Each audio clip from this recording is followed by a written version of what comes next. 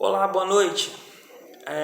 Duas sexta-feiras atrás nós falamos sobre as heresias que perseguiam a igreja no primeiro século. E hoje nós vamos falar como que a igreja lidou com essas heresias. Como que a igreja lidou com essa perseguição que veio de dentro da igreja. Os hereges, eles se infiltravam na igreja de Jesus, tentando deturpar o evangelho de Jesus, e como a igreja, os homens de Deus lidaram com isso. A primeira forma de lidar, eles reforçaram o credo de fé, o credo apostólico, uma declaração a qual eles reafirmam a divindade, a natureza, o caráter do Deus Trino, a encarnação de Jesus, a morte e ressurreição de Jesus Cristo.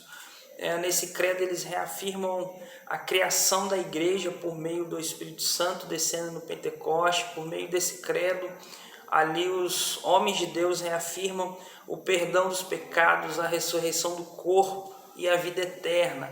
Então esse credo foi muito importante, a fundamentação e a aceitação pela igreja de Jesus desse credo, porque de forma sucinta a igreja então conseguia determinar, a igreja conseguia delimitar quem era o seu Senhor e qual o papel da igreja nessa terra. O credo, então, ele serviu como uma confissão, de forma bem breve, ele serviu como uma confissão de fé para a igreja dos primeiros séculos, combatendo as heresias que se levantavam contra ele. O credo ele servia como preparação para o batismo, então, o que era ensinado pela igreja nesses primeiros 300, 400 anos de vida da igreja era o credo apostólico, na preparação do batizando, na preparação do batismo, aquele novo convertido, na sua preparação era ensinado o credo apostólico.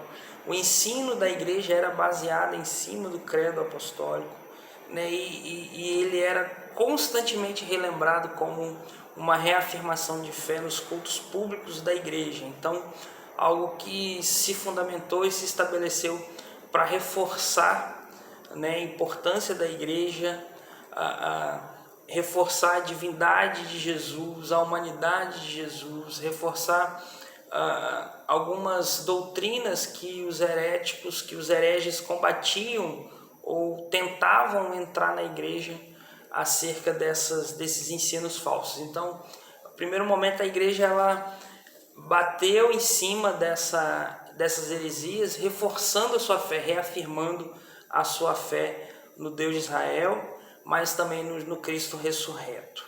Em segundo momento, outro acontecimento muito importante para combater as heresias desse tempo, desses primeiros 400 anos da igreja, foi uma padronização das escrituras, o que nós chamamos da formação do cânon, as heresias gnósticas, marcionitas, montanistas, que nós estudamos na aula passada. Essas heresias se tornam um problema dentro da igreja de Jesus. A igreja precisa dar resposta para essas heresias, para esses ensinos errados. Então, mas no meio do caminho eles se atentam para uma literatura cristã, para uma escritura muito fragmentada. Então precisavam padronizar essas escrituras, que nós chamamos da formação do cânon. Como que se dá essa padronização? Homens de Deus, pais apostólicos, os homens de Deus foram cada um com os seus conhecimentos, fazendo as suas listas de livros que eles consideravam inspirados. E aí nós chegamos a uma listagem que no ano de 451 ele é aceito pelo Concílio de Calcedônia, mas no ano de 367 depois de Cristo, Atanásio, o bispo de Alexandria, já tinha sua lista dos livros do Antigo Testamento, e essa lista é que prevalece sobre as outras listas. E essa lista então se torna o Novo Testamento que nós temos hoje na Bíblia. Então a Bíblia ela vem sendo montada ao longo do tempo, e na formação do cânon bíblico, na formação dessa padronização, ela vem sendo estabelecida por esses homens de fé. E a lista que Atanásio, bispo de Alexandria, seguia é a lista que prevalece. então tem o formato do Novo Testamento que nós conhecemos hoje. O que é o cânon, então, que nós chamamos de cânon da Escritura? A palavra cânon, ela vem da palavra grega cânon também, né, que significa a régua ou vara de medir. Então ela serve como uma matriz para que as escrituras sejam filtradas, para que as escrituras sejam analisadas e assim compiladas em um só documento. Podemos usar uma palavra mais atual, padronizadas dentro de um só documento, que é o Novo Testamento, como nós conhecemos hoje, né? Então, esses hereges, gnósticos, marcionitas, montanistas, eles fazem com que a igreja ela precisa dar uma resposta para as suas heresias. E a resposta, no primeiro momento, é o credo apostólico, e no segundo momento, de forma mais completa, é a padronização das escrituras, ou fechamento ou formação do cânon bíblico. Os critérios observados para a formação do cânon bíblico, a primeira coisa é a apostolicidade.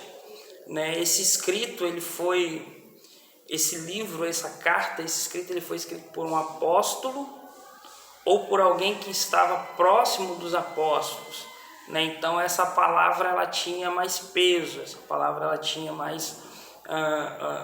os pais da igreja eles tinham mais certeza que essa palavra era inspirada por ter sido escrito por um apóstolo ou por algum discípulo desse apóstolo. Então, os textos que são rejeitados porque não são escritos por apóstolos, por homens que conviveram com os apóstolos no primeiro momento, a igreja ela pode até ter uma simpatia, ser escritos edificantes, ser bons escritos, mas se não eram escritos pelos apóstolos ou por algum discípulo dos apóstolos, esse texto era tirado, esse texto era rejeitado. O segundo critério era a autoridade reconhecida pela igreja. Esse texto era um texto considerado inspirado porque a igreja ele reconhecia esse texto como palavra de Deus, apesar de ter sido escrito por um homem, por um discípulo, por um apóstolo, por alguém mandado por Deus, mas aquele texto era reconhecido pelaquela igreja e a igreja então referendava a certeza que aquele texto era inspirado. Então vinha também da autoridade da igreja como alguém que referendava de fato que aquele texto era inspirado por Deus. E o terceiro critério era a sua harmonia com todos os escritos. Então os escritos de uma carta de um escritor não poderia estar em discordância com outro escritor, Então você não pode ter textos que vão contradizer a própria escritura. Então esse terceiro critério de análise também cooperou com a formação do cânon bíblico, do cânon das escrituras, Então esse primeiro documento descrito por Atanásio, bispo de Alexandria, é o que vai sobressair sobre os outros documentos, sobre as outras listas, e ele vai chegar até a nós hoje, como o Novo Testamento, a Bíblia que nós conhecemos hoje. Com o credo apostólico e com o fechamento do cânon, com a padronização das escrituras, a igreja então ela dá uma resposta aos hereges. A igreja ela fundamenta a sua visão bíblica, a sua visão doutrinária.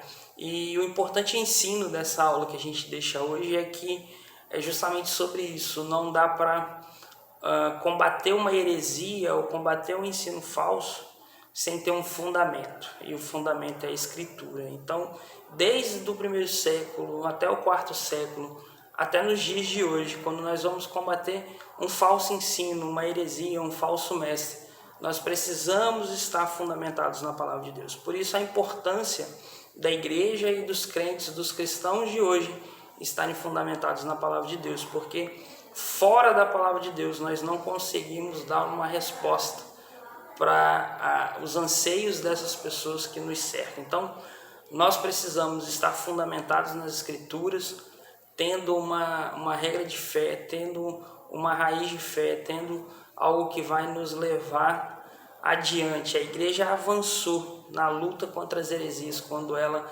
estabeleceu, se firmou nas escrituras do Senhor.